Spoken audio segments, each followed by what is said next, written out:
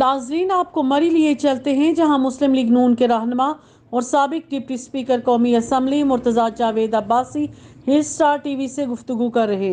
अस्सलाम वालेकुम। हिल star TV के साथ मैं हूं आसिफ शौकत अब्बासी। मुस्लिम लीग नून तहसील लोरा की तरफ से आज यहां पे एक मशावरती इजलास रखा गया बल्दियाती इलेक्शन के हवाले से, और इस इजलास की सदारत की साबिक डिप्टी स्पीकर मुर्तज़ा जावेद अब्बासी साहब ने। आज हमारे मेहमान हैं साबिक deputy speaker member national assembly Murtaza Javed Abbasi साहब। अस्सलाम वालेकुम। जी वालेकुम सलाम जी। सर कैसे हैं आप? जी शुक्र अल्हम्दुलिल्लाह। सर आज जो इजलास हुआ है बल्दियाती इलेक्शन के हवाले से, क्या तैयारी है मुस्लिम लीग नून KPK की बल्दियाती इलेक्शन के हवाले से? ये आज जो हमारा मशावरती इजलास था वो सर्कल लोरा जो हमारा है वहाँ तहसील भी है, उस हवाले से था, और वो एक नुमाइंदा इजलास था जो एक बड़े जलसे की शक्ल इख्तियार कर गया। और ये इस इजलास में हमने अपने जो आने वाले बल्दियाती इलेक्शन है सेकंड फेज़ में हमारा सर्कल लोरा आता है, तहसील लोरा, उस हवाले से हिकमत अमली और अपनी जो तंजीम साजी है और जो दीगर फ़ैसले हैं उस हवाले से इजलास बुलाया था। और अल्हम्दुलिल्लाह लोगों ने बड़े जज्बे के साथ इसमें शिरकत की और एक हमारा नुमाइंदा इजलास जो है एक बड़े जलसे की सूरत इख्तियार कर। जी सर, ये वाकई ये बहुत कसीर तादाद में वर्कर ने शिरकत की, लेकिन तहसील की निज़ामत के लिए मुस्लिम लीग नून कौन से उम्मीदवार सामने लाएगी? ये सेकंड फेज़ में है और उसके लिए भी कमेटी बना दी गई है जो फ़ैसले करेगी। हमारे जो मुस्लिम लीग में किसी वाले से कुछ इख्तलाफात थे या कुछ पिछले 2018 के इलेक्शनों में जिन लोगों ने पार्टी वायलेशन की थी और जिन्होंने अपनी जमात का साथ नहीं दिया था, उस हवाले से भी एक कमेटी हमने बनाई है और तकरीबन एक मुनज़्ज़म हिकमत अमली जो है वो बनाई गई है जिसके तहत तहसील लोरा में इलेक्शन लड़ा जाएगा इंशाल्लाह। बस साहब, ये जो इख्तलाफ है, इस इख्तलाफ की वजह से पार्टी को बहुत नुकसान नहीं उठाना पड़ा? जी, पार्टी को चंद लोग हैं जो पार्टी डिसिप्लिन की खिलाफ वर्जी जिन्होंने की है और वो वायलेशन के मुर्तकिब हुए हैं, तो हमारा ये ख्याल था कि बजाय ये कि उनको शोकाज नोटिस दे के पार्टी से निकाला जाए, तो ये आज के इस मुश्तरका इजलास में ये फ़ैसला हुआ है कि उन लोगों को एक और मौका देना चाहिए। इज़्ज़त ज़िल्लत अल्लाह के पास है और पिछली दफ़ा इन लोगों ने जब मुखालफत भी की तो भी अल्लाह ताला ने मुस्लिम लीग को लोरा में कामयाबी दी। और गुज़श्ता 4 इलेक्शनों में जो तनासब है मुस्लिम लीग की रेशो जो है सर्कल लोरा में, तहसील लोरा में, वो 50, 60 और 70% तक है। तो अल्लाह का बड़ा फ़ज़ल है नवाज़ शरीफ के चाहने वालों और नवाज़ शरीफ और मुस्लिम लीग के नज़रिए में किसी शख्सियत के आने और जाने से फ़र्क नहीं पड़ता। ये वर्कर डटे हैं मुस्लिम लीग के साथ और मियाँ नवाज़ शरीफ अपने कायद के साथ, वो 50, 60 और 70% तक है।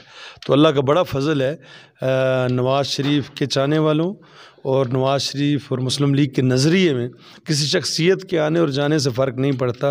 ये वर्कर डटे हैं मुस्लिम लीग के साथ और मियाँ नवाज़ शरीफ अपने कायद के साथ। सर, आप सीनियर सियासतदान हैं, डिप्टी स्पीकर भी रह चुके हैं, अभी जनरल सेक्रेटरी भी है KPK के।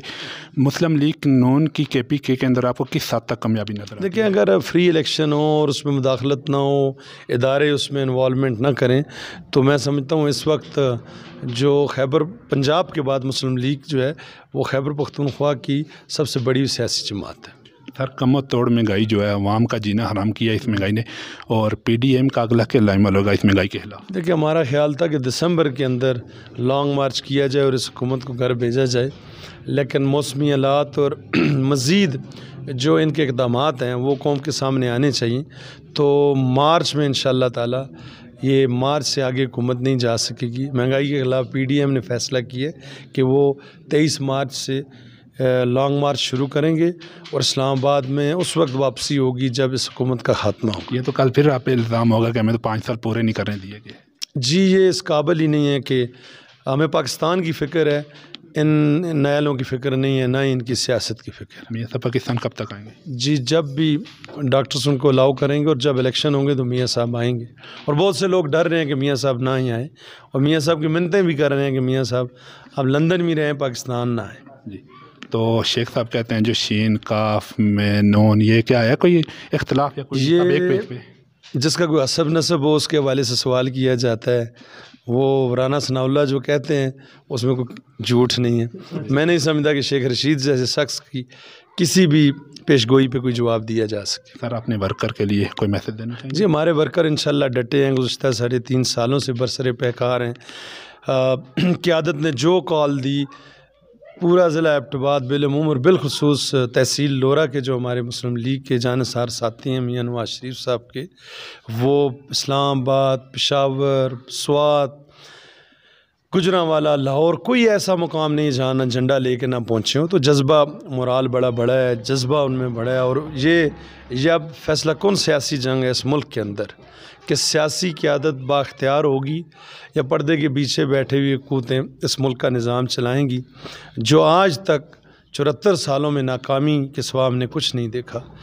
تو ہم پرعزم ہیں، ہمارا ورکر اس میں اضافہ ہوا ہے انشاءاللہ، ان کے جذبوں میں اضافہ ہوا ہے، ان کی تعداد میں اضافہ ہوا ہے، مسلم لیگ کی سپورٹ میں اضافہ ہوا ہے.